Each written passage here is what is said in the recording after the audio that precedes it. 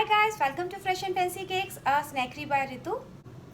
आज से मैं स्टार्ट कर रही हूँ अपनी एक नई सीरीज़ जिसमें होगा cake icing, frosting and piping techniques.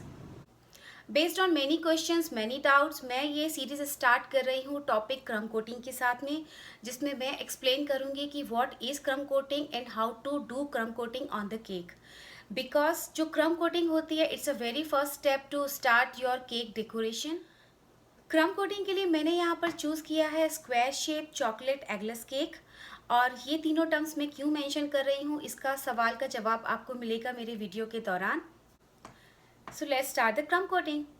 क्रम कोटिंग करने के लिए सबसे पहले हमें चाहिएगा इस तरीके का स्पैचुला और ये ऑफसेट स्पैचुला। यहाँ मैंने 8 बाय 8 इंच का black forest square shape cake लिया है और मैंने इसको कट करके अपनी फिलिंग के साथ फिल कर रखा है। इसको अब हम सबसे पहले इस पर क्रम कोटिंग करेंगे। आप जैसा कि देख सकते हो कि चारों तरफ इस तरीके की ब्रेड गिरी हुई है इसमें। तो क्रम कोटिंग का मतलब होता है कि हमको एक पतली लेयर आइसिंग की इस पर ऐसे करनी है कि सारे क्रम्स जितने भी हैं वो अंदर जाके लॉक हो जाएं। आजकल मार्केट में इस तरीके के स्प्रेज आते हैं, जब आप अपने केक पर उसको स्प्रे करते हो तो वो क्रम्स को वहीं पर लॉक कर देते हैं। But instead of using that sprays, हम इसको अपने ऑथेंटिक वे में ही क्रम कोटिंग करेंगे using the cream little bit icing, क्योंकि हमारे जो साइड्स में जितने भी आइसिंग बाहर आई हुई है हम उसको यूज़ करते हुए अपने पूरे केक पर क्रम कोटिंग करेंगे। यहाँ मैं स्ट्रेट स्पैचुला यूज़ कर रही हूँ, आप चाहें तो सिमिलर साइज़ का ऑफसेट स्पैचुला भी यूज़ कर सकते हैं। स्पैचुला का यूज़ करते हुए क्रीम को इस तरह से केक के ऊपर स्मूथ करना स्टार्ट करें। फॉर एग्ज़ाम्पल इस तरफ ऑलरेडी क्रीम काफ़ी साइड से बाहर है और थोड़ी ये ऊपर की क्रीम है, और इसे यूज़ करते हुए हम अपने केक को स्मूथ करते हैं।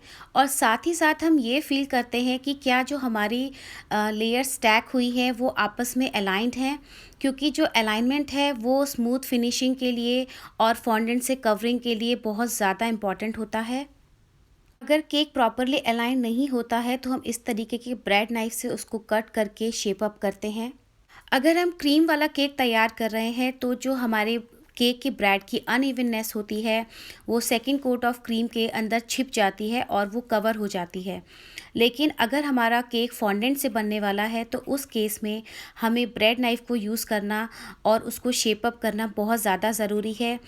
ईदर केक का आउटर साइड को स्ट्रेट आउट करना हो या फिर और किसी डिज़ायर्ड शेप में अपने केक को फर्दर कट करना हो।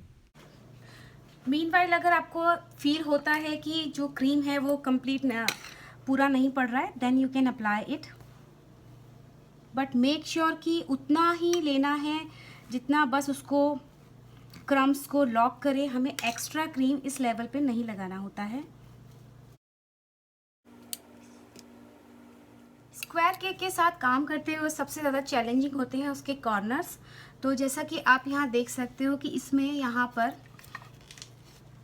होल्स दिखाई देते हैं, तो उन होल्स को हम इस तरीके से क्रीम से फिल करके उनको स्मूथनेस देते हैं, शार्प कॉर्नर्स देने की हम उसमें कोशिश करते हैं, लाइक दिस। यहाँ केक पर जो है क्रम कोटिंग हो चुकी है, लेकिन अभी कंप्लीट नहीं है। कंप्लीट इन सेंस कि अब हम एक बार सारे जो हमारा बोर्ड के ऊपर जितने भी क्रम्स हैं उसको एक बार क्लीन करेंगे, प्लस हम इसको रेफ्रिजरेट होने के लिए रखेंगे ताकि जो हमारी काम करते टाइम जो क्रीम में लूजनेस आ गई है वो स्टिफ हो सके। और उसके बाद अगर हमारा कोई साइड अनइवन है, यानी कि हमारा जो शेप हमें चाहिए यानी स्ट्रेट नहीं है या फिर हमें कोई और शेप अप करना है, उसके लिए अगर हमें इसको कट करना है तो हम उसके लिए पहले इसको अच्छे से चिल्ड होने देंगे, उसके बाद ही इसको कट करेंगे। और जो फाइनल टचिंग होगी of the crumb coating, like to making the proper corners या एजिंग जो भी हमें करनी होगी वो हम उसके बाद ही करेंगे। अराउंड 40 मिनट्स के बाद मैंने अपना ये केक चिल्ड करके फ्रिज से बाहर निकाला है। और हालांकि मुझे इसमें फॉन्डेंट से कवर नहीं करना है, मैं इसको बटर क्रीम से कवर करने वाली हूँ, लेकिन फिर भी how to do the aligned and straight edges of the cake मैं इसको आपके डिस्प्ले पर्पज़ के लिए दिखाती हूँ। इस साइड में जो केक की लेयर्स हैं वो अनइवन है, प्रॉपरली अलाइन नहीं है। अब हम इसको नाइफ से कट करके अलाइन करेंगे। I will start from here and will go by touching the sides, and see my knife is stuck this side, so I will cut it like this.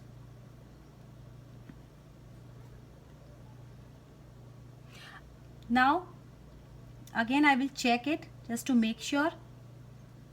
Yes, it is leveled now. इस तरीके की levelling आपको चाहिए कि अगर आप अपने cake को फॉन्डेंट से कवर कर रहे हैं उस केस में। अगर बटर क्रीम अप्लाई कर रहे हैं तो लिटिल बिट अनइवननेस मैनेजेबल है, लेकिन अगर बहुत ज़्यादा अनइवननेस है आपके केक में तब आपको उसको इस तरीके से लेवलिंग करनी होगी जहाँ भी रिक्वायर्ड हो। जो एक इम्पॉर्टेंट बात है वो ये कि अगर आपका केक एगलेस है तो उस केस में क्रम्स बहुत ज़्यादा होते हैं, क्योंकि सबको पता है कि जो एग वाले केक होते हैं उसमें एक बाइंडिंग एजेंट होता है जो हेल्प करता है केक को आपस में बांधे रखने के लिए। इसीलिए क्योंकि ये मेरा एगलेस केक है प्लस चॉकलेट केक है, चॉकलेट केक की अपनी एक प्रॉपर्टी होती है कि उसका जो टेक्सचर निकल के आता है थोड़ा सा ड्राई होता है, इसलिए इसमें क्रम्स सबसे ज़्यादा होते हैं। तो जब हम एगलेस चॉकलेट केक के साथ वर्क करते हैं, in that case we really need to work on the crumb coating. अब मैं इसकी क्रम्ब कोटिंग को एक फाइनल टच देने जा रही हूँ यूजिंग दिस। क्योंकि मैंने इसको यहाँ से कट किया था इसलिए सबसे पहले मैं अपनी आइसिंग को यहाँ अप्लाई कर रही हूँ just to smooth out the outside. Square cakes में हमें स्पेशली कॉर्नर्स पे वर्क करना होता है, इसलिए हम स्पैचुला को इस तरीके से मूव करके राउंड से टर्न करते हैं वेरी केयरफुली, और लास्ट में ऊपर से। केक हमारा रेडी है क्रम्ब कोटिंग के साथ में। अब हम चाहें तो इसको फॉन्डेंट से कवर करें या फिर फर्दर बटर क्रीम के साथ इस पर डेकोरेशन करें।